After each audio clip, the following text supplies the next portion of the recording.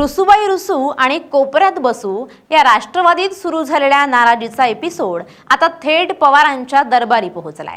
कारण काही नेत्यांनी नातू पार्थ पवारांच्या वर्तनाची तक्रार थेट शरद पवारांकडे केल्याची चर्चा आहे। त्यात पार्थ पवारांच्या वर्तणुकीवर प्रश्नचिन्ह उपस्थित केले। तसंच दादा असताना असं होतं, दादा असताना तसं होतं असा अडचणींचा पाढाच या नेत्यांनी पवारांकडे मांडलाय।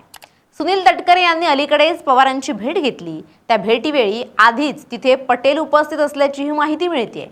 त्यामुळे पार्थ पवार विरुद्ध तटकरे पटेल असा थेट सामना सुरू झालाय। राष्ट्रवादीतला हा घोळ काय पाहूयात या व्हिडिओमधून। नमस्कार, मी मृणाली पिळणकर। महाराष्ट्राच्या राजकारणात नेहमीच केंद्रस्थानी राहिलेल्या पवार कुटुंब आणि राष्ट्रवादी काँग्रेस पक्षामध्ये अंतर्गत धुसफूस सुरू असल्याच्या चर्चांना आता सूत्रांच्या हवाल्याने मोठा दुजोरा मिळालाय। अजित पवार यांच्या नेतृत्वाखालील राष्ट्रवादी काँग्रेस पक्षातील एका अत्यंत वरिष्ठ आणि बड्या नेत्यानं थेट ज्येष्ठ नेते शरद पवार यांची भेट घेऊन त्यांच्याकडे पार्थ पवार यांच्या वर्तनाबद्दल आणि कार्यपद्धतीबद्दल तीव्र शब्दात नाराजी व्यक्त केल्यानं खळबळजनक माहिती समोर आली आहे। अजितदादांच्या अनुपस्थितीत किंवा त्यांच्या काहीशा पडद्यामागे राहण्यामुळे पक्षातील अंतर्गत संघर्ष आता तीव्र झालाय। हा संपूर्ण वाद मिटवण्यासाठी अखेर शरद पवार यांनाच कुटुंब प्रमुख म्हणून मध्यस्थी करण्याची विनंती या नेत्यानं केल्याचं समजतंय। या सर्व घडामोडींमुळे राजकीय वर्तुळात प्रचंड खळबळ उडाली आहे। पक्षातील वादळी वाट आता थेट पवारांच्या उंबरठ्यापर्यंत पोहोचली आहे। सूत्रांनी दिलेल्या माहितीनुसार गेल्या काही काळापासून राष्ट्रवादी काँग्रेस पक्षाच्या अंतर्गत निर्णय प्रक्रियेत आणि संघटनात्मक बाबींमध्ये पार्थ पवार यांचा हस्तक्षेप कमालीचा वाढला। पार्थ पवार यांच्या याच वाढत्या प्रभावामुळे पक्षातील अनेक जुने जाणते आणि निष्ठावंत नेते स्वतःला डावललं जात असल्याची भावना अनुभवत आहेत। याच अस्वस्थतेचा स्फोट अखेर या बड्या नेत्याच्या तक्रारीच्या रूपाने झालाय। या नेत्यानं शरद पवारांची भेट घेऊन अत्यंत स्पष्ट शब्दात आपली भूमिका मांडली आहे।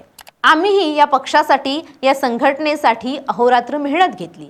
रक्ताचं पाणी करून पक्ष उभा करण्यात आमचंही योगदान आहे। त्यामुळे पक्षात आमचा मान सन्मान आणि आदर राखला गेला पाहिजे अशी आमची रास्त अपेक्षा आहे, असं या नेत्यानं पवारांना सांगितल्याचं खात्रीलायक सूत्रांचं म्हणणं आहे। या नेत्याचा मुख्य आक्षेप हा आहे की ज्या नेत्यांनी पक्षाला कठीण काळात साथ दिली, ज्यांच्याकडे दांडगा राजकीय अनुभव आहे, त्यांना बाजूला सारून पार्थ पवार यांच्या शब्दाला जास्त महत्त्व दिलं जातंय। निर्णय प्रक्रियेत ज्येष्ठ नेत्यांना विश्वासात न घेता परस्पर निर्णय घेतले जात असल्यामुळे पक्षातील ज्येष्ठ फळीत कमालीचा असंतोष पसरलाय। आमचा स्वाभिमान आणि राजकीय अस्तित्वाला कुठेतरी ठेच पोहोचत असल्याची भावना या नेत्यानं शरद पवारांकडे बोलून दाखवली आहे। शरद पवारांकडे गाऱ्हाणं मांडताना या बड्या नेत्यानं उपमुख्यमंत्री अजित पवार यांच्या कार्यपद्धतीचा आवर्जून उल्लेख केलाय। अजितदादा जेव्हा पूर्णपणे सक्रिय असायचे आणि पक्षाची धुरा सांभाळायचे तेव्हा पक्षात असे प्रकार कधीच घडत नव्हते अशी खंत या नेत्याने व्यक्त केली। अजित पवारांच्या प्रशासकीय आणि संघटनात्मक कौशल्याचं कौतुक करत या नेत्यानं म्हटलंय की दादांच्या काळात प्रत्येक नेत्याला, कार्यकर्त्याला त्याचा योग्य तो सन्मान मिळत होता। ज्येष्ठ नेत्यांच्या अनुभवाचा आदर केला जात होता आणि कोणालाही उपेक्षित वाटेल अशी परिस्थिती निर्माण होऊ दिली जात नव्हती। मात्र सध्याची परिस्थिती पूर्णपणे बदलली आहे। अजितदादांच्या काहीशा शांत राहण्याचा किंवा अनुपस्थितीचा फायदा घेऊन निर्णय प्रक्रियेत एकाधिकारशाही आणण्याचा प्रयत्न केला जात असल्याचा अप्रत्यक्ष आरोप या नेत्यानं केलाय। दादांच्या अनुपस्थितीत पक्षाची घडी विस्कटत चालली आहे आणि यामुळे कार्यकर्त्यांमध्ये सुद्धा चुकीचा संदेश जात असल्यामुळे या नेत्यानं पवारांचं लक्ष या सगळ्याकडे वेधलंय। या संपूर्ण प्रकरणातील सर्वात महत्त्वाची आणि संवेदनशील बाब काय तर हा राजकीय वाद आता राजकीय पातळीवर न राहता तो कौटुंबिक पातळीवर सोडवण्याचा प्रयत्न सुरू झालाय। तक्रारदार नेत्यानं शरद पवारांना केवळ एक राजकीय नेते म्हणून नाही तर कुटुंब प्रमुख म्हणून या विषयात हस्तक्षेप करण्याची गळ घातली आहे। पवारांनी कुटुंब प्रमुख म्हणून पुढाकार घ्यावा आणि पार्थ पवारांना योग्य ती समज द्यावी अशी थेट मागणी या बड्या नेत्यानं केली आहे। पवार कुटुंबात ज्येष्ठ नेते शरद पवार यांचं स्थान हे नेहमीच सर्वोच्च राहिलंय।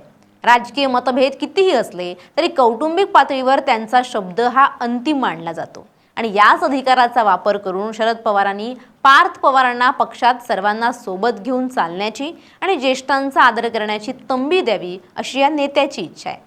जर वेळीच यावर नियंत्रण मिळवलं नाही तर पक्षातील हा असंतोष उफाळून येईल आणि त्याचे गंभीर परिणाम पक्षाच्या भविष्यावर होऊ शकतात असा इशारा देखील या नेत्यानं दिल्याचं समजतंय।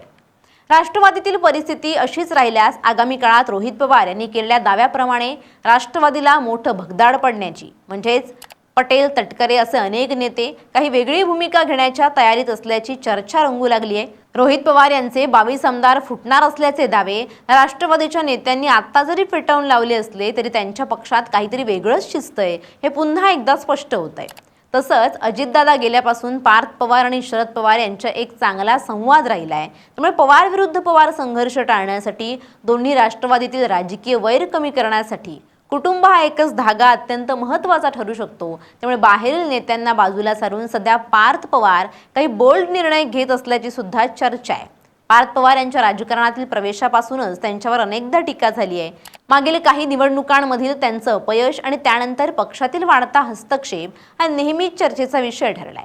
आता तर पक्षातीलच एका वरिष्ठ नेत्यानं त्यांच्या विरुद्ध बंड पुकारल्यासारखी परिस्थिती निर्माण केल्यामुळे पार्थ पवारांच्या राजकीय परिपक्वतेवर पुन्हा एकदा प्रश्नचिन्ह उपस्थित केले जात आहेत। या सर्व तक्रारीनंतर आता चेंडू पूर्णपणे शरद पवार यांच्या कोर्टात आहे।